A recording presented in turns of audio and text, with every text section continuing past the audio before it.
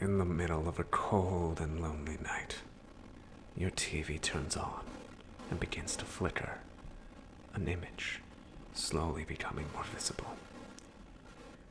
The face of a YouTuber you didn't realize you were subscribed to. Hey everyone. Didn't make any videos for a while. Was busy doing a master's. But I'm probably going to start posting stuff again. In the meantime, I did make videos all throughout the year, and these videos are kind of weird. So, why keep the weird to yourself, right? So, I've decided rather than let them go to waste, I'm going to post them up on here. Some of them are kind of fun, and some of them are kind of weird. And so, without further ado, let me introduce you to my video on TOCTOU. Now a message from our sponsor. We at Real Bank care about you. That is, we care about you and your money. Because of this, we've worked hard to modernize and create the experience your money deserves. We're so confident in our process that we're willing to walk you through every step of the way. Let me introduce to you our patented TOCTOU system. But what does TOCTOU stand for? Unfortunately, that's an internal secret. But what I can tell you is how our system works, step by step. On the left-hand side, you'll see a small triangle. That represents a request. As the triangle moves, it represents different points in the algorithm and the request passing through them. First, we get your account balance, then we validate the account balance against the amount you want, and then we update your account before giving you the actual amount. And congrats, client! You've withdrawn $500 and your bank account is sitting at $0. Thank you for doing business with Real Bank, and I hope you enjoyed our demonstration. On the left-hand side, you'll see a small triangle. That represents a request. As the triangle moves, it represents different points in the algorithm and the request passing through them. First, we get your account balance, then we validate the account balance against the amount you want, and then we update your account before giving you the actual amount. And congrats, client, you've withdrawn $1,000 and your account is sitting at $0. Thank you for doing business with Real Bank.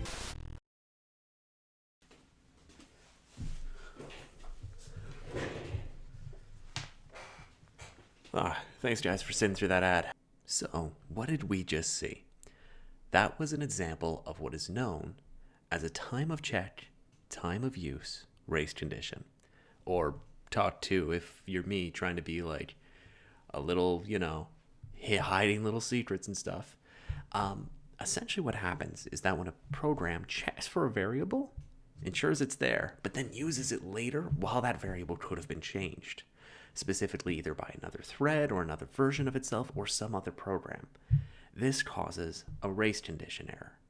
Now, this is very exploitable like we saw in the glitched version, in the sense that if you just sent multiple requests really, really quickly after, it would check the bank account, ensure there was $500, so it validates that $500 can be taken, and then it tries to, give you the money.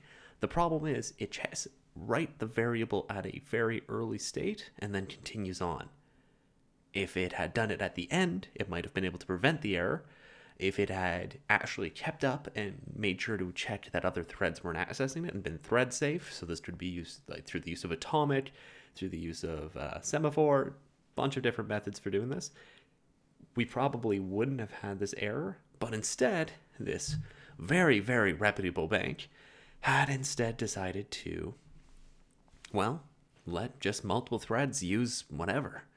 And because of that, we were able to just clean out the bank. If you wanted to put in 1,000 requests for $1,000, it would only cost you $1,000 if you did it quick enough. Meanwhile, it wouldn't even be that dangerous if you'd actually done it slow. Because what would happen is it would fail validation if you were too slow. So you'd only ever withdraw $1,000 at most from your actual account. In the best case for the criminal attacker, you would withdraw hundreds of thousands of dollars.